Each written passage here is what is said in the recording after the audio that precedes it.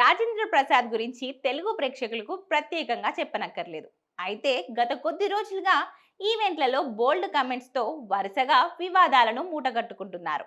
Senior నటుడు అయిన రాజేంద్ర ప్రసాద్ ఇటీవల వరుసగా నోరు జారడంతో అందరూ షాక్ అవుతున్నారు. గతంలో డేవిడ్ వార్నర్ ను రే అంటూ వ్యాఖ్యానించి అనవసరంగా చిక్కుల్లో పడ్డారు.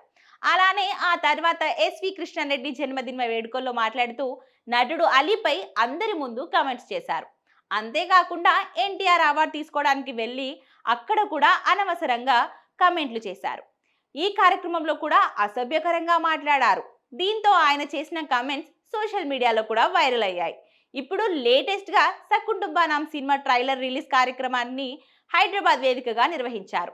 ఆ ఈవెంట్ కు బ్రహ్మానందం, డైరెక్టర్ బుచ్చిబాబు, రాజేంద్ర ప్రసాద్ ముఖ్య అతిథులుగా హాజరయ్యారు. ఈ సందర్భంగా బ్రహ్మానందం ప్రసంగం ముగిసిన తర్వాత మైక్ అందుకొని మాట్లాడుతూ మరోసారి రాజేంద్ర ప్రసాద్ నోరు జారారు. దీంతో ఆయన చేసిన కమెంట్లు మళ్ళీ చర్చనీయాంశంగా మారాయి.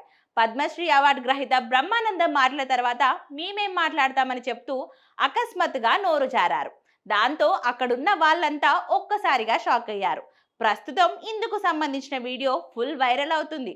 సీనియర్ ఆర్టిస్ట్, అంత అనుభవం ఉన్న వ్యక్తి ఇలా ప్రతిసారి నోరు జారడం ఏంటని కమెంట్ చేస్తున్నారు.